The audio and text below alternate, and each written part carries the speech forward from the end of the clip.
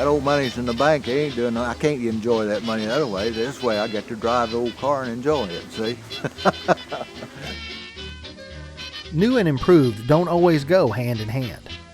For Ada resident and lifelong auto mechanic Eddie Tabor, they just don't make them like they used to. Well, the cars are so complicated nowadays, most people can't work on their lawnmower, much less a car, you know. And these modern day cars, you know, it's electronics over mechanical. Well, is it something electric wrong with it, or is it mechanical, you know? And you run a code machine on it, run the codes on it, and it says spits out 5 codes. You put on them parts and clear the codes and check it again, and it'll spit 2 more out, you know. Just aggravating trying to fix the thing. And then everything's piled up in the front end.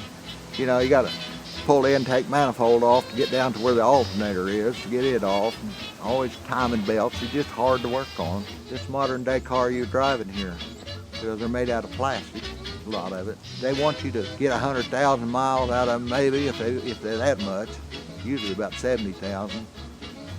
Then go trade it in. Most people are constantly in debt making car payments. They're a slave to making car payments. Car payments are not an issue for Eddie, who not only maintains but drives 4 classic Fords, including a 1921 Model T, also known as a Tin Lizzie. Converted into a pickup, it's the oldest and probably the most popular vehicle in Eddie's fleet.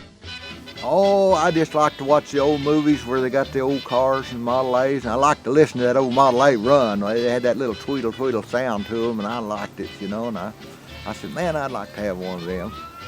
And when I got the chance, I just bought me one, you know, and I just kept adding to them. But just the love of the old cars. And that old Model T, I ain't afraid of somebody stealing it, because there ain't very many people can drive one. I guarantee you got to know how to drive that thing before he'll get away from it. And another thing, the brake is in the band in the transmission on that Model T. It's not going to the wheels. So you push on that brake pedal, it don't stop on a dime. It's real slow. So therefore, when you got a stoplight up there, you start slowing down back here, you know, and you ease up there and push on the brake. You don't pull up there, because if you stomped it right at the stop sign, you'd slide right on through it, you know. You just don't have any good brakes. It'll make a better driver out of you, because since I've been driving that, well, I drive my other cars that way.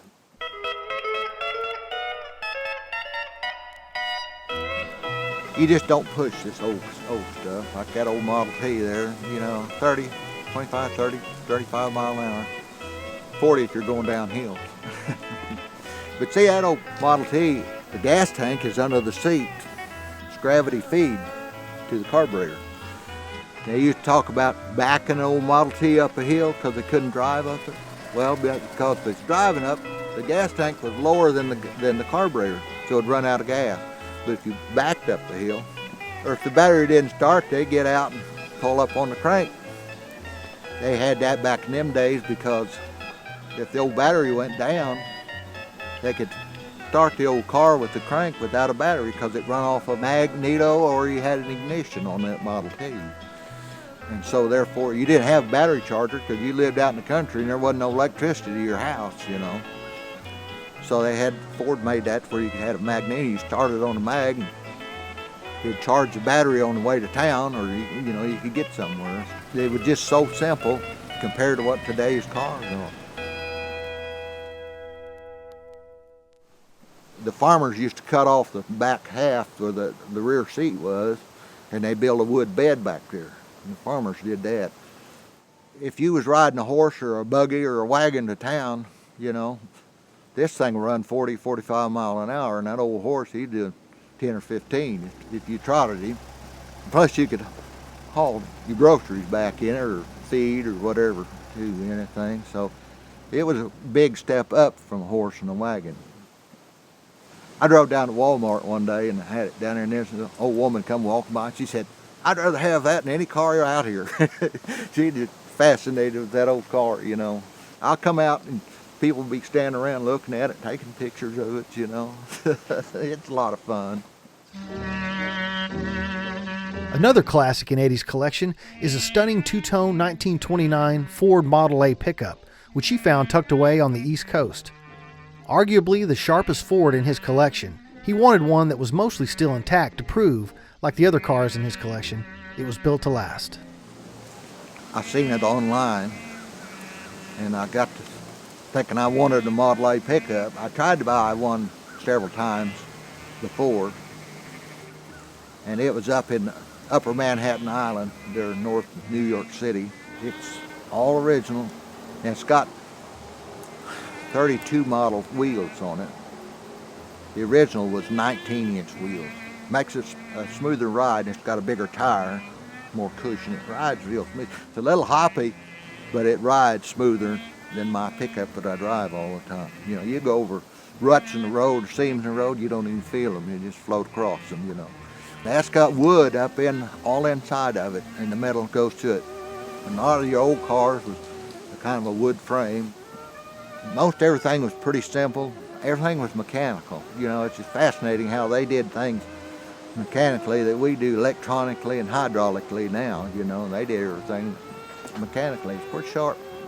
They had foot warmers. It was like bricks, and you put them in the fireplace and get them hot, and you put them in the floorboards. And you lay a blanket over your feet and legs, the passenger would, because it didn't have a heater in it. See, and that's how you kept warm. Now, this whole thing has got an exhaust manifold, a metal tray that fits down over that exhaust manifold. The wind from the fan blows through, and you got a tube that goes through the firewall into the inside, and it'd run you out of there. You know, it'd heat off that exhaust manifold. Of course, the gasket was bad, and it was flooding a little bit. It might gas you.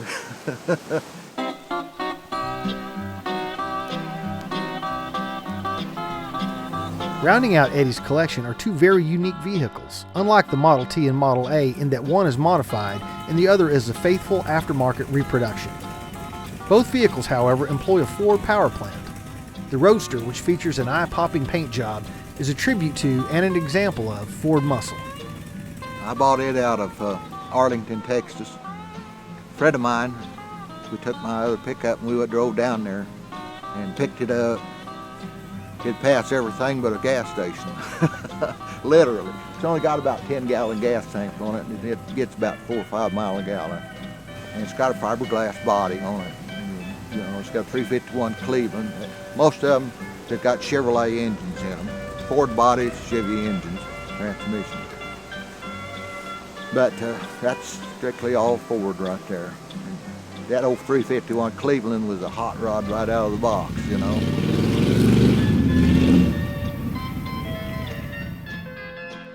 Eddie's reproduction car is based on a 1930 Ford Model A sedan. Clean as a whistle, it's also a very reliable mode of transportation. To the untrained eye, there is nothing about it that suggests it's anything but 100% original.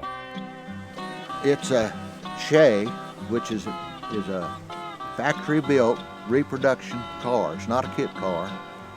It's got a Pinto engine, transmission rear end.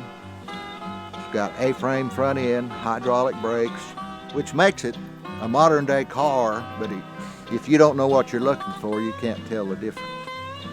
And like I say, I've drove this in Kansas 2 or 3 times up there, my hometown, and it's just as dependable as an 82 Ford Pinto. You know, drives the same, only it's got a fiberglass body on it. But it's a dependable little old car and gets good gas mileage, you know.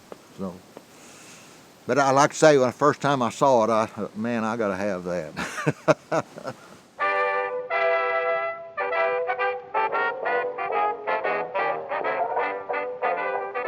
While the reproduction car's motor certainly features newer and more efficient technology than his other 3 Fords, like those, it still represents a simpler time in automotive engineering, a time when durability and longevity were favored qualities.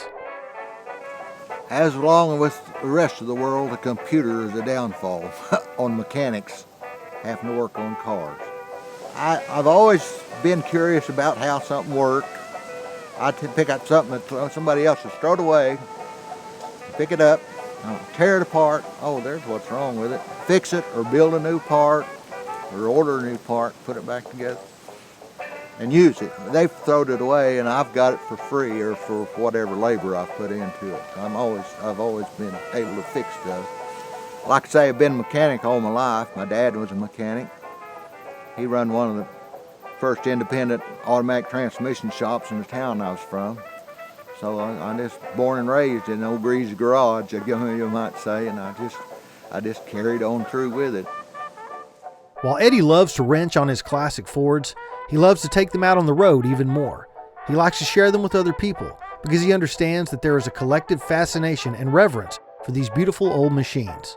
They always turn heads, prompt questions, and inspire smiles. I've got an old uncle that's what he dealt in, was Model T's and Model A's, you know. But when I drive down the road and I come passing an old car, you know, I'm always rubbernecking it, you know. Everybody likes to look at these old cars because it's something different, you know. And one that's really slicked up and putting down the road, and you know it's older than you are, you know. You go to the car show and you look at the tag on there and it'll be from Ada.